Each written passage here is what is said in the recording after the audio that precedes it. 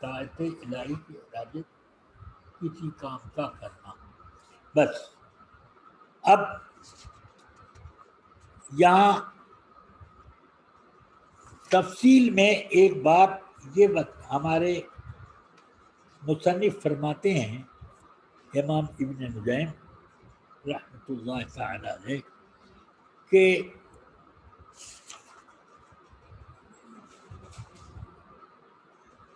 نیت جب تک نہ ہو یعنی قصد طاعت عمل میں جب تک نہ ہو اس کا ثواب نہیں. خواہ ہم یہ کہیں کہ انہا شرط الصحت شرط صحت کہیں یا جیسے کہ عبادات مقصودہ میں یا نہ کہیں جیسے عبادات وسیلہ میں. مقصودہ میں نماز زکوٰۃ روزہ حج یہ سب وہ ہیں کہ نماز ہوگی ہی نہیں, زکوٰۃ مال کا انفاق تو ہو جائے گا مگر فرضیت زکوٰۃ کا اسقاط نہ ہو سکے گا, روزہ دن بھر کا فاقہ تو ہو سکتا ہے مگر روزہ نہ ہوگا, حج ایک طرح کا ٹور تو ہو سکتا ہے مگر وہ عبادت نہ ہوگا جب تک کہ قصد طاعت نہ ہو. تو نماز کی نیت کرے گا تب وہ نماز شروع ہوگی اور وہاں سے صحت کا آغاز ہوا. زکوٰۃ میں مال خرچ کرنے سے پہلے یہ نیت ہو کہ میں اپنے اس فریضے کا اسقاط کرنے کی نیت سے دے رہا ہوں, قصد طاعت کی. صوم روزہ اللہ کی نویت ان اصوم للہ یہ نیت کرے ورنہ فاقہ کہلائے گا. حج زیارت حرمین حج جو ہے زیارت کعبہ کا نام ہے مگر اس کے ساتھ 9 ذی الحجہ کی کو وقوف عرفہ ہے اور ان کے لیے احرام شرط ہے. اگر احرام کے بغیر یہ سب کیا تو نہیں, پہلے احرام باندھنا ہوگا اس کے بعد پھر حج یا عمرہ ہوگا. چلیے جو نیت کی وہ ہوگا. یا شرط صحت نہ ہو جیسے وضو غسل کہ حنفیہ کے نزدیک شرط صحت نہیں ہے. سمجھ میں آیا؟ آدمی کا بدن دھل گیا, وضو بھی ہو گیا, غسل جنابت یا غسل محیض یا غسل ولادت نفاس کا غسل جو ہوتا ہے وہ علیحدہ, اور اسی بنیاد پر وہ حدیث جو آئی انما الاعمال بالنیات کی اسی معنی پر محمول فرمائی ہمارے علماء نے کہ وہ باب مقتضیٰ سے ہے. اس کا مطلب یہ ہے باب مقتضیٰ سے کیا مطلب؟ مطلب یہ ہوا کہ حدیث کی صحت میں کلام ہو رہا ہے کہ عمل کی صحت نیت کے بغیر نہیں ہو سکتی یا عمل کا ثواب نہیں مل سکتا. یہ تعبیریں بعد میں ہیں, پہلے یہ دیکھنا ہے عمل کا وجود. کوئی عمل نیت کے بغیر موجود نہ ہوگا. یہ جو ہے کہ نیت کے بغیر کوئی عمل وجود میں آئے گا نہیں, یہ واقعے کے خلاف ہے. اس لیے کہ آدمی نیت نہیں کر رہا قصد طاعت کی, چھت پر پہنچ گیا تو چڑھنا تو پایا گیا مگر یہ کہ یعنی عمل تو پایا گیا اور ارادہ اللہ کے لیے یہ کام کرنا مقصود ہے۔ کپڑے پہنے کس لیے؟ گرمی یا ٹھنڈک سے بچنے کے لیے، قصد طاعت سے نہیں پہنے، تو کہ ستر عورت ہمارے اوپر ضروری ہے۔ سمجھ میں آئی بات؟ اور بعض اور حصے یہ سنت مؤکدہ اور کچھ واجب بھی ہیں کہ ان کو چھپایا جائے، تو یہ سب قصد طاعت کے طور پر ہوگا۔ تو قصد طاعت نہیں ہے پھر بھی ستر عورت پا لیا گیا کہ نہیں؟ یعنی آدمی کا لباس جو نماز کے لیے شرط تھا وہ پا لیا گیا کہ نہیں؟ تو ایک یہ ہے کہ لباس پہننا یہ پایا گیا، اور یہاں پر قصد طاعت نہیں ہے۔ اس لیے یہ کہتے ہیں کہ بے نیت کے عمل وجود میں آئے گا ہی نہیں۔ یہ حدیث تو اپنے معنی کے اعتبار سے صحیح نہیں معلوم ہوتی، اس لیے ضرورت ہے تصحیح کلام کے لیے یہاں ایک تقدیر کی۔ سمجھ میں آئی بات؟ تو اس کو کہتے ہیں باب مقتضا، کہ کسی کلام کو صحیح کرنے کے لیے کچھ مقدر مانا جائے وہاں پر۔ تو حکم الاعمال بالنیات، حکم یہاں پر مقدر مانا گیا۔ سمجھ میں آیا؟ جیسے آدمی کہے لا آکل من هذه الشجرۃ، میں اس درخت سے کچھ نہیں کھاؤں گا۔ سمجھ میں آیا؟ تو اس کی لکڑی کھا لی تو کیا اس سے وہ اس کی قسم ٹوٹ گئی؟ یہ جو قسم کھائی کہ میں کچھ نہیں کھاؤں ہے، اس درخت کی لکڑی چبا لی اور کھا گیا، تو یہ اس موقع پر تصحیح کلام کے لیے تقدیر مانی جاتی ہے کہ ثمرۃ هذه الشجرہ لا آکل ثمرۃ هذه الشجرہ۔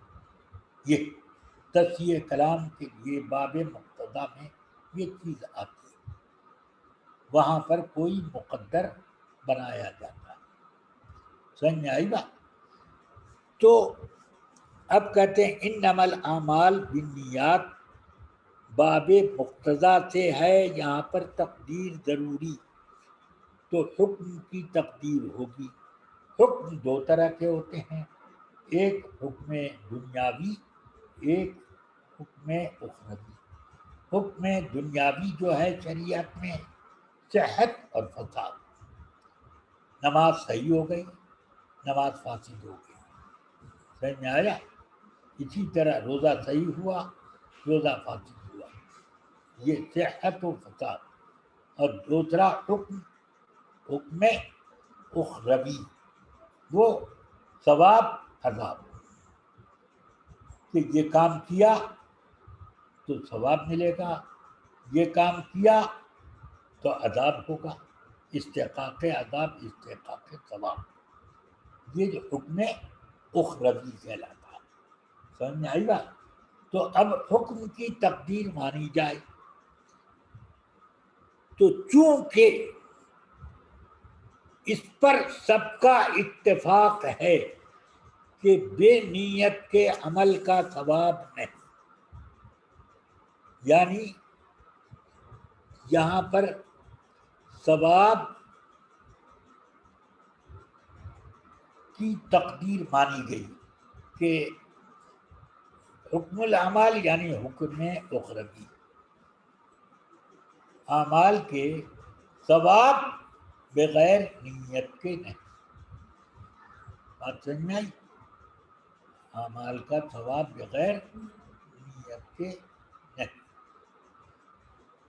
اس پر تو سب کا اتفاق ہے، لا ثواب الا بالنیت، لا ثواب لعمل الا بالنیت، کسی عمل کا ثواب بغیر نیت کے۔ جب اس معنی پر سب کا اتفاق ہے تو یہاں حکم بمانے حکم اخروی مقدر ماننا اس اجماع امت کے بالکل مطابق ہو جائے گا، یہ معنی سمجھ میں آ گئی بات۔ اور صحت کی تقدیر کی اب کوئی حاجت نہیں، کیونکہ باب مقتضا یہ ہوتا ہے کہ جتنے سے کلام تصحیح ہو سکے بس اتنا، اس کے علاوہ کچھ اور اس میں نہیں شامل کیا جائے گا۔ سمجھ میں آیا؟ باب مقتضا میں یہی ہوتا ہے کہ اقتضا سے جو کلام کی تصحیح ہوتی ہے تو جتنی تقدیر سے کلام کی صحت ہو گئی تو اب اس کے بعد کچھ اس میں اور زیادہ تقدیریں نکالنا اس کی گنجائش نہیں رہتی، بس اتنا ہی۔ تو اب انما الاعمال بالنیات میں جب یہ ہو گیا تو یہاں پر صحت مراد لینے کی کوئی گنجائش کیوں نہیں؟ ضرورت پوری ہو گئی، جس ضرورت سے تقدیر مانی تھی وہ ضرورت پوری ہو گئی، تو اب بے ضرورت کے اقتضا تو نہیں ہوتا، اقتضا تو ضرورت ہی کی وجہ سے ضرورت تصحیح کلام کی تھی وہ پوری ہو گئی بس۔ چلیے، تو یہاں پر صحت کی اسی لیے کہتے ہیں اذ لا یصح ہو، اس لیے کہ حدیث کا مضمون صحت صحیح نہیں ہو سکتا بغیر تقدیر کے کہ یہاں پر تقدیر مانی جائے، انما حکم الاعمال، تو یا تو صحت الاعمال مانے اور یا ثواب الاعمال مانے، تو اگر حکم الاعمال سے ثواب الاعمال مان لیا گیا تو اب صحت کے ماننے کی کوئی گنجائش نہیں۔ تو کہتے ہیں کہ نہیں صحیح ہوتا یہ مضمون حدیث بغیر تقدیر کے کہ یہاں پر کچھ محذوف مانا جائے، اس لیے کہ بہت سے اعمال بغیر نیت کے بھی وجود میں آ جاتے ہیں۔ سمجھ میں آیا؟ جیسے اذان کی نیت نہیں بلکہ دفع بلا کی نیت سے آدمی نے اذان پکاری اور نماز کا وقت تھا، تو اگرچہ یہ نداء صلاۃ کے طور پر نہیں ہے مگر وہ ہو گئی۔ سمجھ میں آیا؟ تو بغیر نیت اذان کے یعنی اذان صلاۃ کی نیت کے بغیر بھی اذان صلاۃ ہو گئی۔ سمجھ میں آ رہی کہ نہیں بات؟ تو اور یہ الاعمال بالنیات سے یہ معلوم ہوتا ہے کہ کوئی عمل نیت کے بغیر وجود میں آئے گا ہی نہیں۔ اذان تو موجود ہوگی، کپڑا پہنا فیشن اور زینت کی نیت سے، مگر نماز کی شرط جو تھی کیا ہے؟ نماز کی شرط ستر عورت، یہ ستر عورت بغیر نیت کے پا لیا گیا، نہیں سمجھ میں آئی بات؟ تو اس طرح سے بہت سے اعمال وجود میں آ جاتے ہیں بغیر نیت کے بھی، تو ضروری ہے کہ یہاں پر اقتضاءً کوئی تقدیر مانی جائے، اور وہ لفظ حکم ہے، تو وہ لفظ حکم دو معنی میں ہوتا ہے، تو اس کو کہتے ہیں اجلا فقدروا مضافاً، اس لیے لوگوں نے یہاں پر ایک مضاف مقدر مانا انما حکم الاعمال، انما الاعمال کا معنی ہاں یہ مقدر معنی لوگوں نے حکم کو، اور حکم دو قسم کے ہوتے ہیں، اخروی ثواب اور استحقاق عقاب. سمجھ آیا؟ یہ اخروی ہے، اور دنیاوی صحت اور فساد. سمجھ آیا؟ نماز یہاں پڑھی اور قیامت میں صحیح کی تو یہ تو نہیں ہوگا، بلکہ صحیح ہوگی دنیا ہی میں، فاسد ہوگی دنیا ہی میں. تو یہ حکم دنیاوی صحت اور فساد.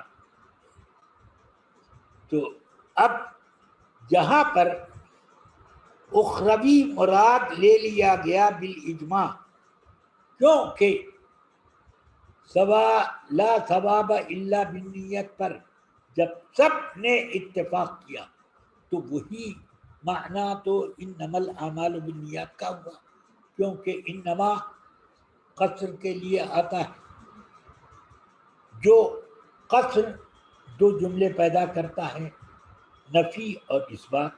اگر نفی کا قصر ہے تو منطوق ہوا نفی اور ایک ہوا مفہوم. سمجھا؟ جیسے کہ میں نے کہا زید ہی نہیں کھڑا ہوا، تو نہ کھڑا ہونا یہ تو بالکل صاف ہوا زید کے لیے، اور دوسرے کے لیے کھڑا ہونا. جیسے 50 آدمی کلاس میں ہیں تو اس میں کلاس ٹیچر نے کہا زید ہی نہ کھڑا ہوا، تو اس کا مطلب کیا ہے؟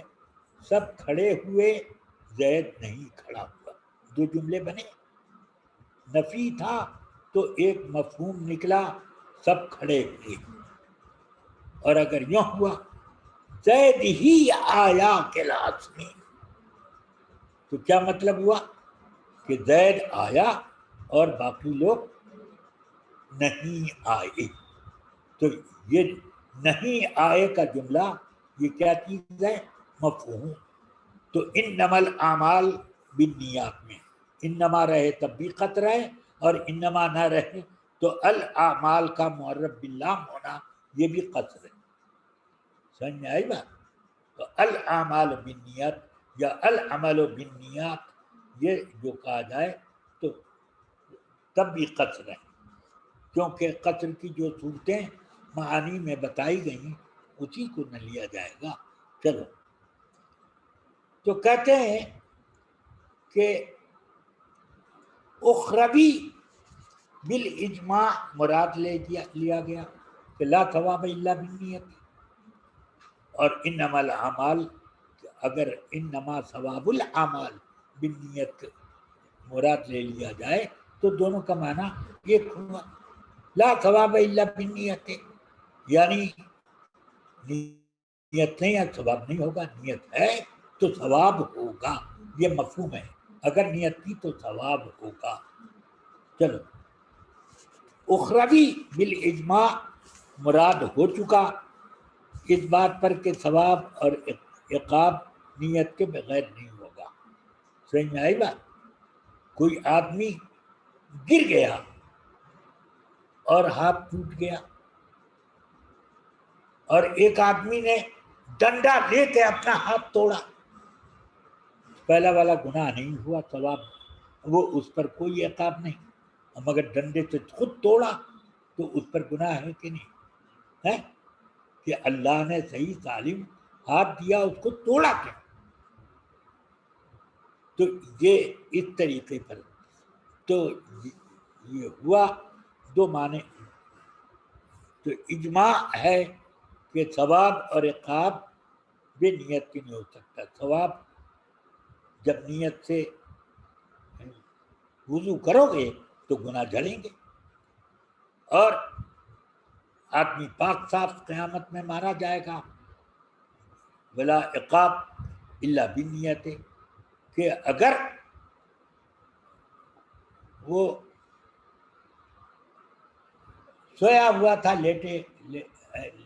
چت لیٹ کر کے، اور ایک کسی دوسرے آدمی نے شراب اس کے حلق میں ٹپکا دی، تو نیت تو اس کے پینے کی نہیں ہے، اب وہ چلی گئی تو اس پر عقاب نہیں، کیونکہ خود اس نے یہ نہیں، سمجھ میں آیا؟ فن تفل آخر کہتے ہیں کہ جب اجماعاً لا ثواب الا بالنیت کے معنی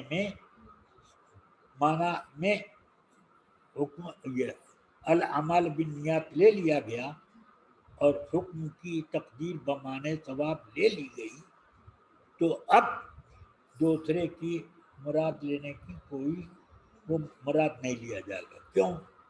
اس وجہ سے، یا تو اس وجہ سے کہ وہ مشترک ہے۔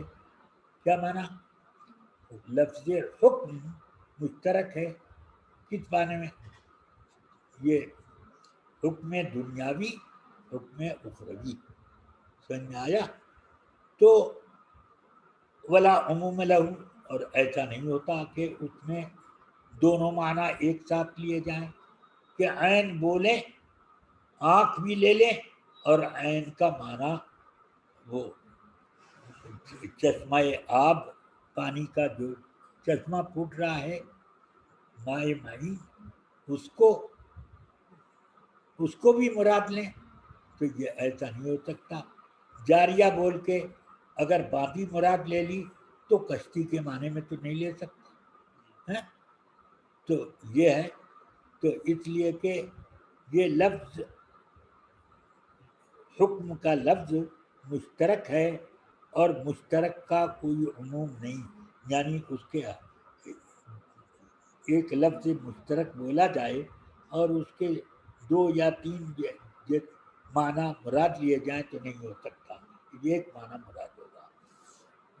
ایک دلیل یہ ہوئی، دوسری دلیل یہ کہ ضرورت پوری ہو جاتی ہے، کلام صحیح ہو گیا اتنے سے، سمجھ میں آیا؟ فلا حاجت الی الاخر، جب ضرورت پوری ہو گئی تو اب آخر کی ضرورت نہیں۔ کہتے ہیں مصنف کہ یہ دوسری والی دلیل میرے نزدیک زیادہ مضبوط ہے، اس لیے کہ اول کو ہمارا مقابل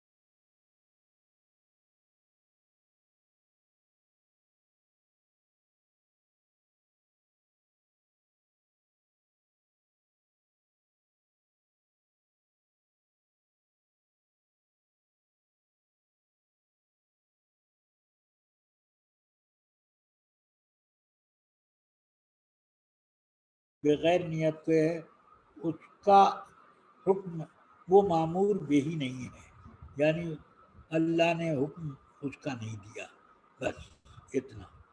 مگر نیت والا ہی معمور بھی ہے یہ نہیں کہہ رہے، لیکن وہ ہے صلاۃ.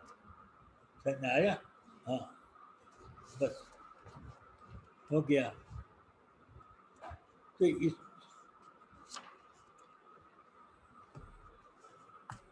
اب بسم اللہ الرحمن الرحیم اتنے پر میں نے الاشباح کا سبق ختم کیا. اب اس کے بعد میزان الصرف کو میں شروع کراتا ہوں. کہاں ہے بھائی؟ یہ مقدمہ اچھا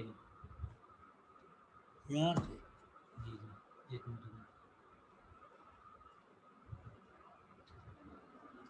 محترم حضرات، آپ حضرات سے گزارش ہے، خاص طور سے جو لوگ الاشباح والنظائر پڑھ رہے تھے، کہ کچھ لوگ درس چونکہ مکمل ہو چکا ہے تو موقع دیں اولا اور ثانیہ والوں کے لیے کہ وہ آ سکیں. حضرت اب میزان الصرف کا درس شروع کریں گے اور پھر اس کے بعد ہدایت النو کا.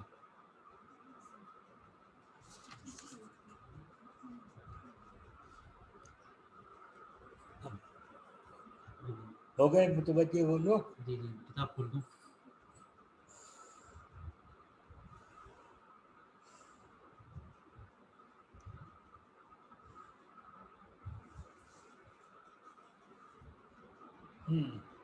بسم اللہ.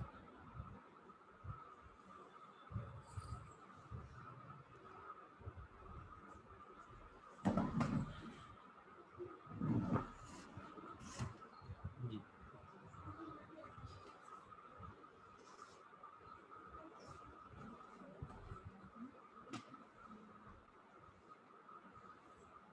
جی جی کتاب نام ہے. بسم اللہ الرحمن الرحیم. پڑھیے بسم اللہ الرحمن الرحیم. بسم اللہ الرحمن الرحیم. اللهم صل على سيدنا ومولانا محمد معدن الجود والكرم منبع العلم والحكم وعلى آله وأصحابه وبارك وسلم. ربي يسر ولا تعسر وتمم بالخير. ربي يسر ولا تعسر وتمم بالخير.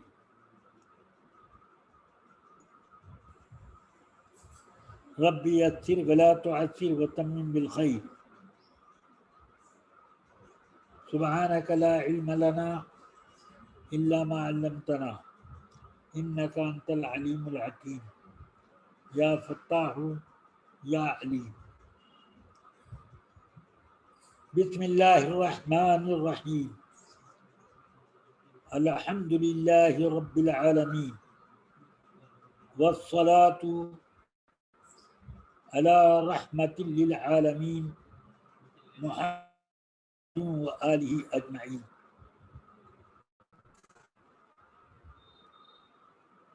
تعریف علم صرف. علم صرف آنست کے درو بیان کردہ باشد بنائے کلمات و تغیر کلمات سوائے اعراب و بنا. موضوع او الکلمۃ من حیث الصیغہ است. غرض علم صرف آنست کے انسان بوقت تلفظ کلمات عربیہ از خطا لفظی بحسب صیغہ محفوظ می باشد. بسم اللہ الرحمن الرحیم. یہ کتاب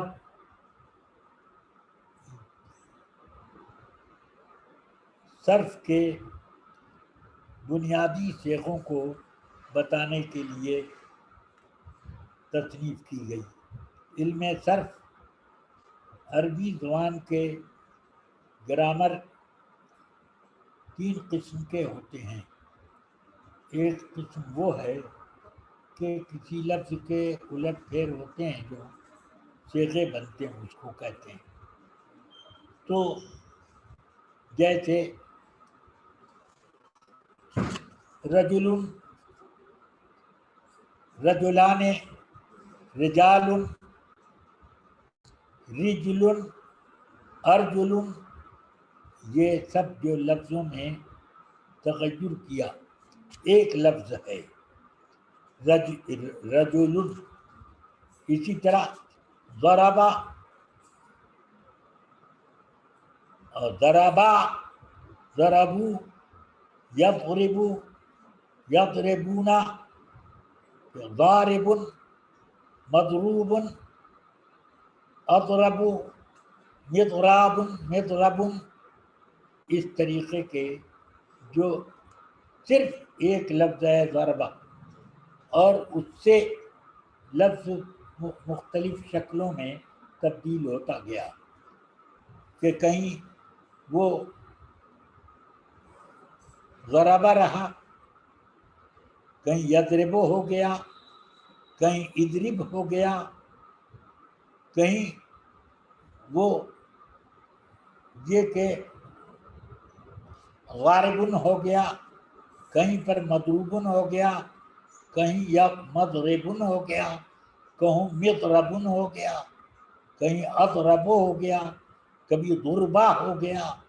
تو یہ سب جو تغیرات ہوتے ہیں ایک ہی لفظ میں، اس کو مختلف شکلوں میں بدلتے ہیں، اس چیز کو کہتے ہیں، اس تغیر والے علم کو کہتے ہیں علم صرف. چلیے اس لیے اب ترجمہ پڑھیے. علم صرف کی تعریف کیا ہے؟ یہ گرامر کی بنیادی صورت ہے. سمجھ میں آیا؟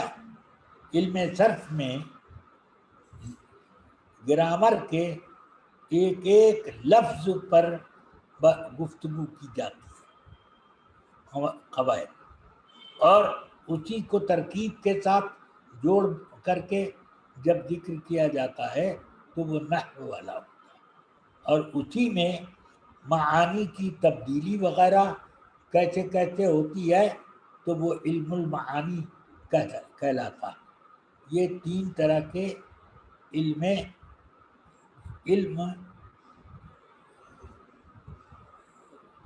گرامر کے آتے ہیں ہر زبان میں. عربی زبان کے لیے یہاں پر جو صرف ہے اس کا یہ بیان کریں گے. جیسے انگریزی میں تو ڈو، ڈن، سمجھ میں آیا؟ تو ڈو اور ڈن یہ کر دیا. تو اس طریقے سے یہ ہم کہیں گے کہ ہر زبان میں کوئی نہ کوئی گرامر ہوتا ہے. تو یہ بھی ہے.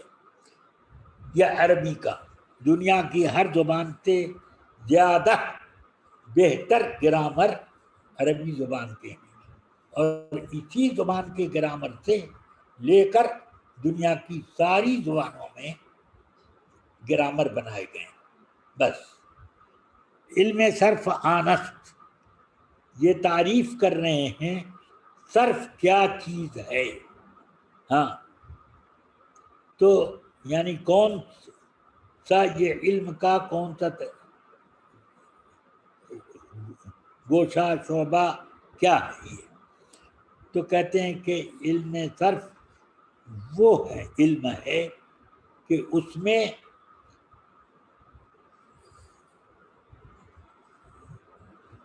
کلمات کے بنانے اور اس میں تغیر کرنے کا بیان کیا جائے سوائے اعراب و بنا کے. یعنی اعراب اور بنا تو یہ مبنی اور معرب ہونا تو یہ مبنی معرب اس میں بھی تغیر ہوتا ہے، مگر یہ تغیر اعراب کا ہوتا ہے، جیسے جاء زید اور ذهبت بزید، تو یہ زید سے زیدن اور ضربت زیدن، تو زیدن یہ تغیر ہوا مگر صیغہ نہیں بدلا، لفظ نہیں بدلا، تو اعراب و بنا والا نہیں ہوتا ہے یہ تغیر، بلکہ یہ تغیر بناوٹ میں ہوتا ہے کہ ایک لفظ کی ایک بناوٹ یہ ہے ضربہ، اور دوسری بناوٹ یہ ہے یضربو، تیسری بناوٹ یہ ہے اضرب، چوتھی بناوٹ ہے ضارب، پانچویں یہ ہے کہ مضروب، اور چھٹی یہ ہے کہ مضرب، اور ساتویں ہے مضرب، اور آٹھویں ہے اضرب، اور پھر اسی طرح سے ضربہ، یہ اور بڑھتا جاتا ہے اس طرح ہے۔ چلو اسی میں جمع اور تثنیہ بنانا یہ بھی اسی میں داخل ہے، ہاں تو وہ اسم میں ہوتا ہے۔ چلو علم صرف وہ ہے جس میں کلمات کے مختلف شکلوں کو بنانا اور اس کلمات میں تغیر کرنا۔ چلو کلمے کو بدلتے ہیں، سوائے یہ اعراب و بنا، یعنی وہ تغیر نہیں ہوگا جو معرب و مبنی ہونے سے ہوتا ہے۔ چلو موضوع او، اس فن کا موضوع کیا ہے؟ موضوع کا مطلب کہ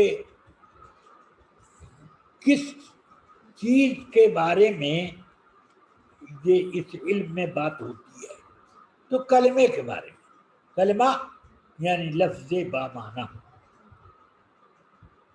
معنی دار لفظ، ایک لفظ معنی دار جو ہوتا ہے اس کو کلمہ کہتے ہیں، ایک بھی ہونا چاہیے اور معنی دار بھی ہونا چاہیے، سمجھ آیا؟ تو ایک لفظ ہے رجل، سمجھ آیا؟ اب اس میں تغیر کیا رجال ہو گیا، سمجھ آیا؟ تو اس طریقے سے چلیے کلمہ من حیث الصیغہ، یعنی وہ صیغے کے اعتبار سے جو اس کی حالت ہے کہ کہاں اس پر سکون ہے، کہاں پر حرکت فتح کی ہے، کہاں پر حرکت وہ ضمے کی ہے، کہاں پر کسرے کی ہے، وغیرہ وغیرہ، یہ سب۔ اور کوئی لفظ اس میں، کوئی حرف اس میں بڑھایا گیا یا گھٹایا گیا، جیسے ضربہ، ایک لفظ اس میں بڑھا دیا شروع میں کہ ایک حرف، یضربو، ایک حرف بیچ میں بڑھا دیا ضارب، سمجھ میں آیا؟ تو ایک حرف بیچ میں اور ایک شروع میں مضروب بڑھا دیا گیا، تو یہ سب ہوتا ہے، اسی کو صیغہ بدل رہا ہے۔ ہلو، وعلیکم السلام، کون تھا؟ ٹھیک،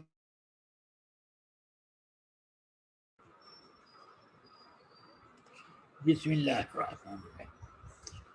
اس علم کو سیکھنے کا مطلب کیا ہے، فائدہ کیا ہے، اسی کو غرض کہتے ہیں، فائدے کو۔ چلو تو کہتے ہیں کہ علم صرف کی غرض یہ ہے کہ آدمی عربی الفاظ کو بولنے کے وقت لفظ میں خطا نہ کرے، جیسے وہ کہنا چاہتا ہے عربی زبان میں اس معنی کو ادا کرنا چاہتا ہے کہ مارنے والا، تو کس طرح سے اس کو ضربہ کے معنی ضرب माने मारना, तो मारने वाला ये कैसे बनेगा, तो वो उस ज़ारिबुन, तो इस तरह पर उसके कवायद बताए जाएंगे कि कहाँ किस हर्फ के कहाँ बढ़ाने से या उसके हरकत को ऊपर नीचे अदल बदल करने से क्या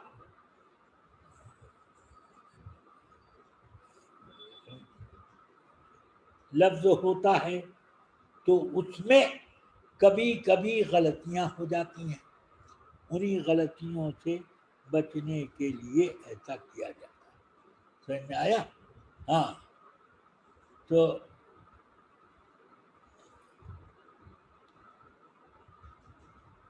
अब ऐसा ना हो जैसे उर्दू में कोई गलती कर देता है कि मर्द का सेगा औरत बोल दे, औरत का सेगा मर्द बोल दे, जाऊंगा जाऊंगी, तो इसमें उलट फेर अगर कर दिया तो ये खता है।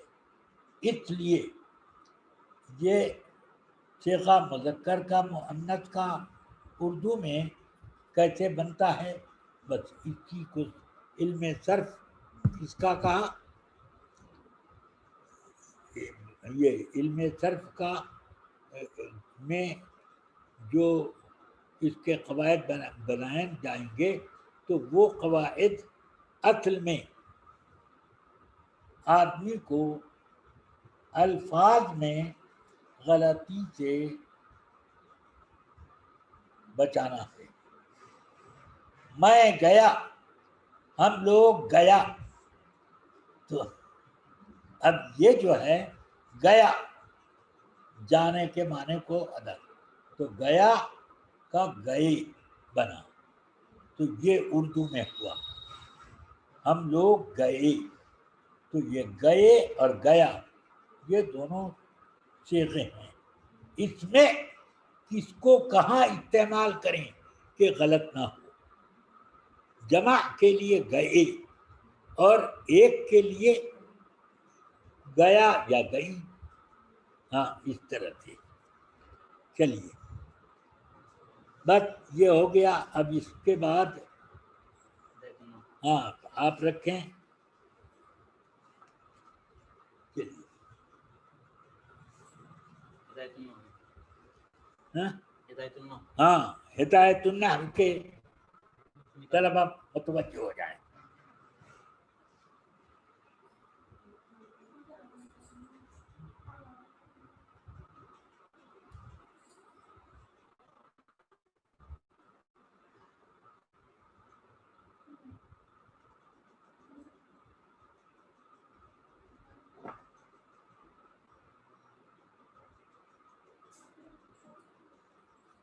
मुतवज्जे हैं? जी जी हाँ सब हैं।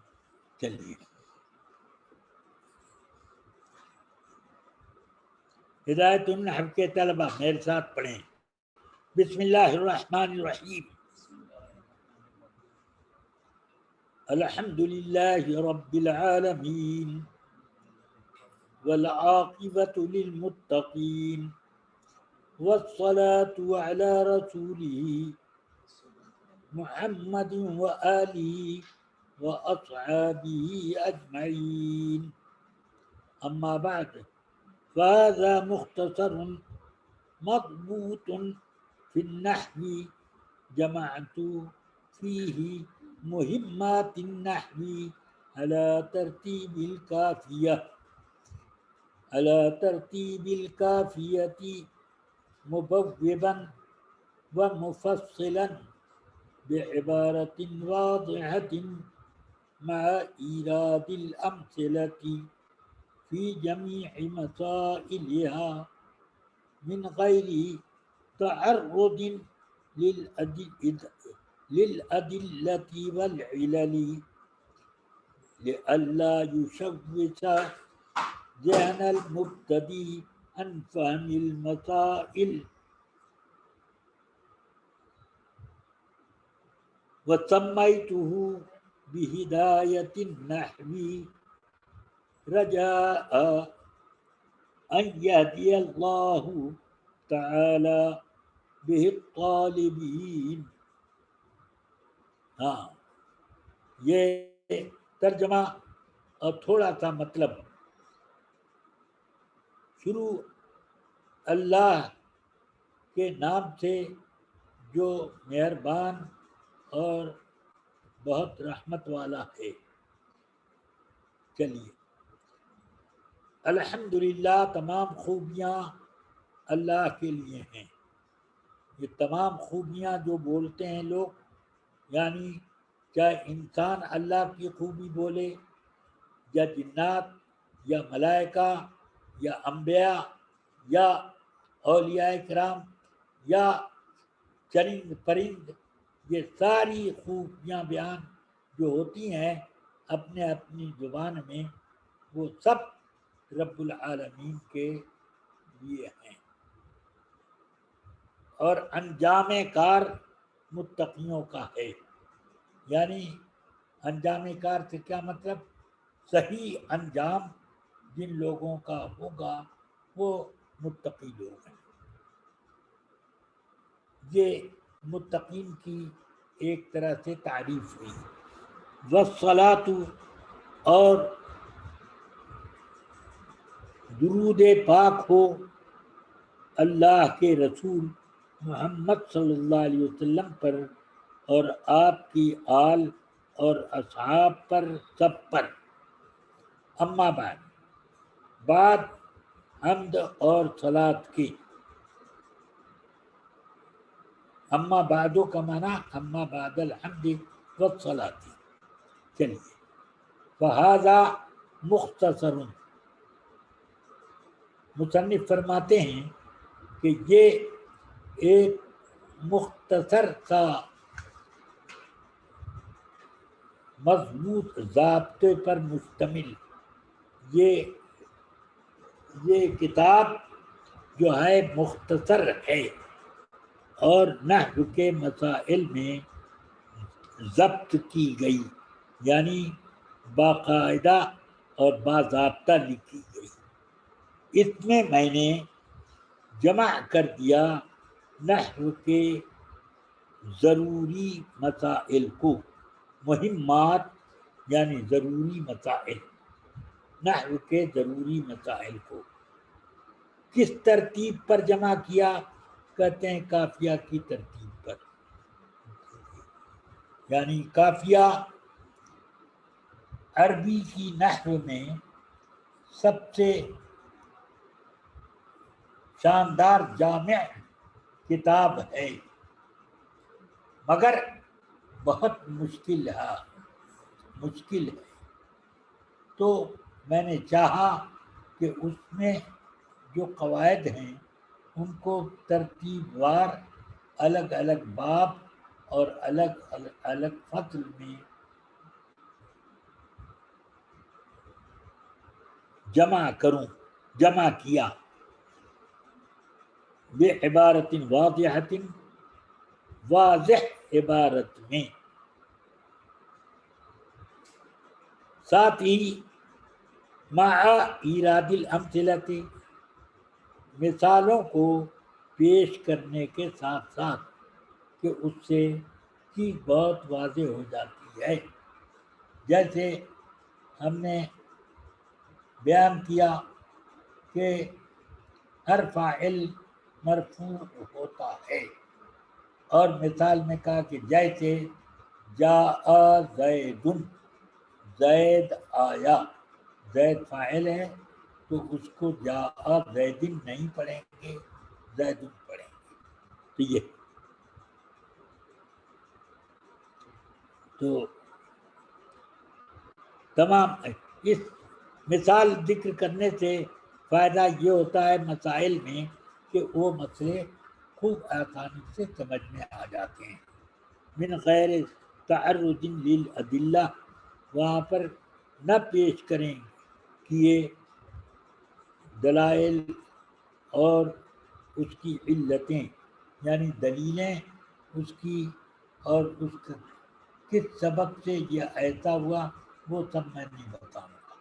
چلو وہ سب سرجامی کا کام ہے، کیونکہ اگر دلیلیں پیش کروں تو مبتدی یعنی ابتدائی کتاب پڑھنے والے کا ذہن پریشان ہو جائے گا مسئلے کے سمجھنے سے، مسئلہ نہ سمجھ پائے گا اور وہ دلیل میں الجھ کر کے اصل فوت ہو جائے گا، اسی میں الجھ کے رہ جائے گا۔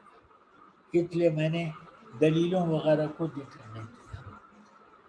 وَسَمَّيْتُهُ بِهِدَایَةِ النَّحْوِ، اور میں نے اس کتاب کا نام کیا رکھا؟ ہدایت النحو، یعنی نحو کی ہدایت،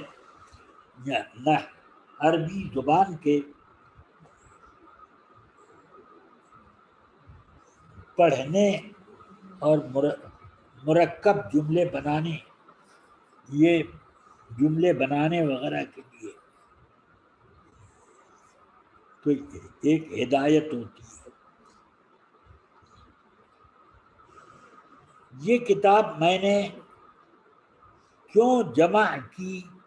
نحو کے ضروری مسائل پر مشتمل، تو اس کی وجہ بتاتے ہیں کہ رجاء ان یہدی اللہ تعالی بالطالبین، اس امید پر کہ اللہ تعالی ہدایت دے اس سے طالبین کو۔ یہ بھی معنی ہو سکتا ہے کہ میں نے اس کا نام ہدایت النحو کیوں رکھا؟ تاکہ نحو کی ہدایت طالبین نحو کے لیے ہو جائے، یعنی جو نحو پڑھنا چاہتے ہیں ان کے لیے ہدایت کا انتظام ہو جائے۔ بس اب آپ تمام لوگ جنہوں نے الاشباء پڑھی، جنہوں نے میزان پڑھی اور جنہوں نے ہدایت النحو پڑھی، اس وقت سب لوگ درود شریف پڑھیں، اس کے بعد سورہ فاتحہ ایک بار اور سورہ اخلاص یعنی قل اللہ 3 بار، پھر درود شریف یہ پڑھیں اور ان تمام مصنفین کو اور بزرگان دین کو اس کا ایصال ثواب کریں اور دعا کریں کہ اللہ تعالیٰ ان کتابوں کے پڑھنے میں اور اکتساب علم میں ہمیں غیبی تائید سے نوازے۔ پڑھیے بسم اللہ الرحمن الرحیم، اللہم صلی علی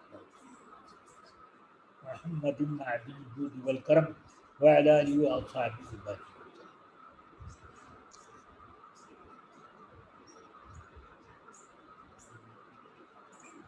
اللہم صلی علی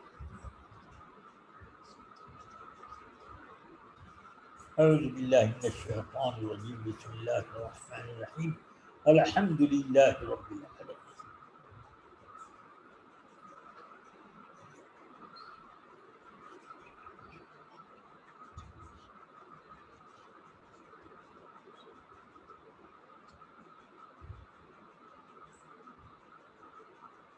بسم اللہ الرحمن الرحیم، قل هو اللہ احد،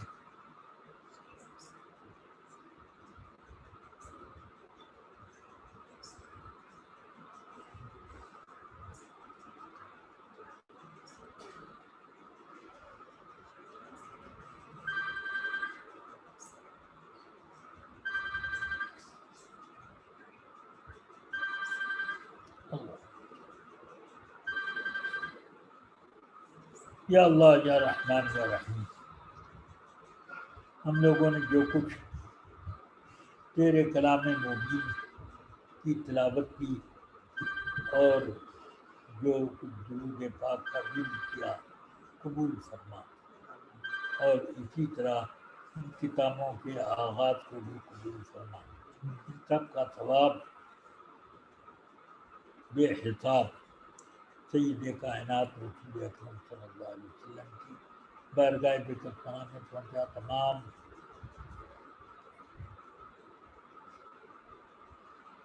صحابہ کرام، آل اطہار، اصحاب اخیار، ازواج طاہرات،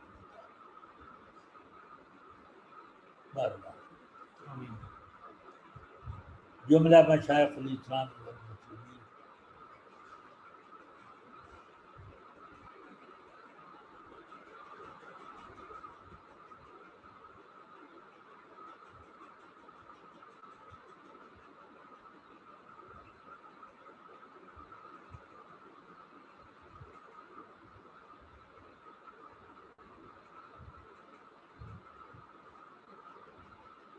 خصوصاً اس کا ثواب یا اللہ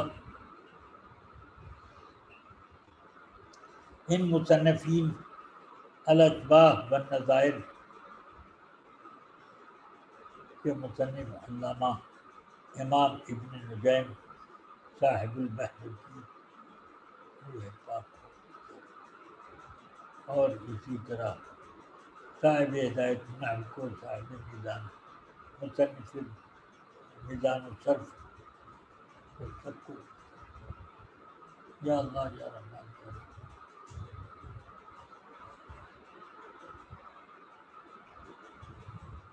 یا رحیم. ہمارے تمام اساتذہ کرام کو اس کا ثواب پہنچا اور جتنے بھی ہمارے اساتذہ کے مشائخ اور مشائخ المشائخ سب کی. یا اللہ ہم سب کے لیے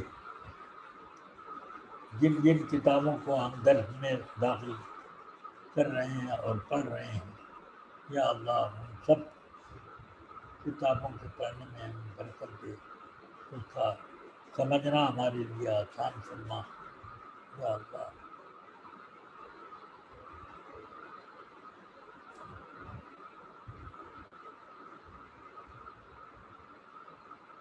ربنا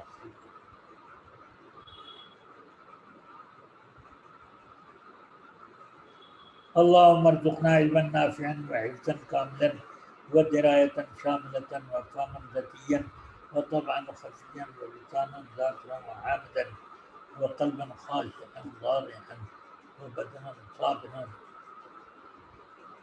وذهنا صاقما برحمتك نستغيث. صلى الله تعالى على سيدنا محمد وآله وصحبه أجمعين برحمتك یا اللہ یا رحمان یا رحیم. تاج الشریعہ on line Islamic institute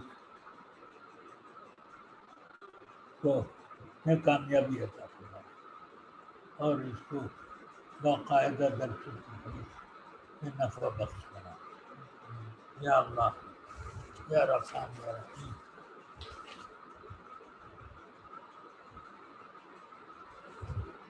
Farid بھائی کی اہلیہ محترمہ عبادہ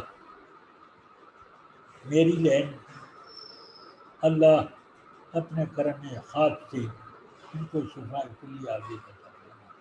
اللہم یا شافی الامراض یا کافی المہمات اشفیہا شفاء کاملا لا یغادر سقما انت الشافی لا شفاء الا شفاؤک یغفر وننزل من القرآن ما هو شفاء ورحمة ولا يزيد الظالمين. اور مولانا سید اسد القادری کی دادی محترمہ اور اسی طرح ان کے والد گرامی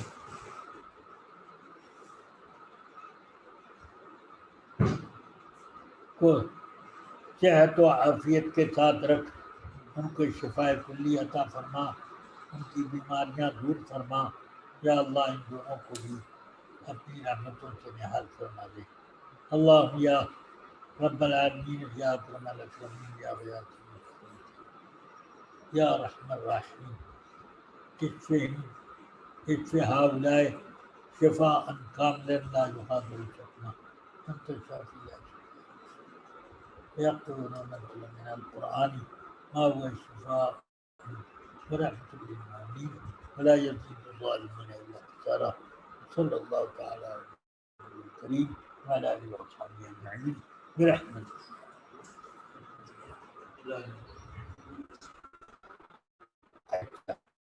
چلیں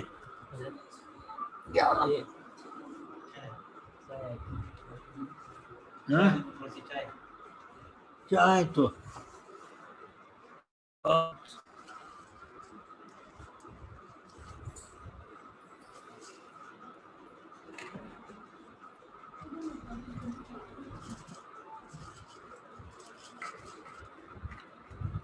نمکین میں نمک نہیں.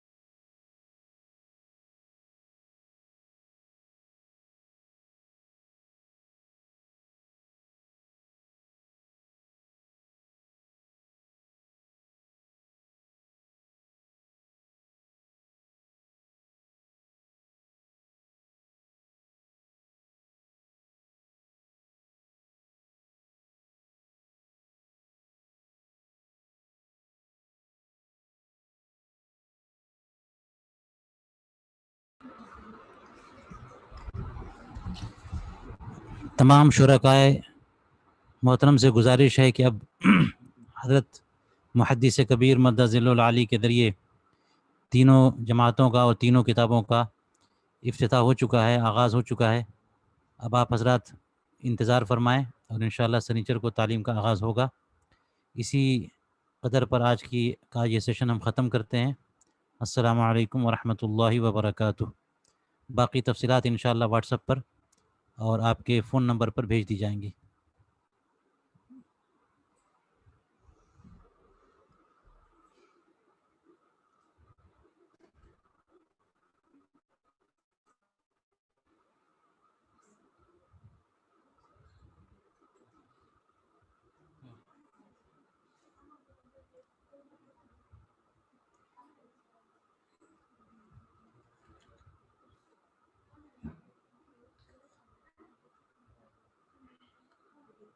وعلیکم السلام. ہاں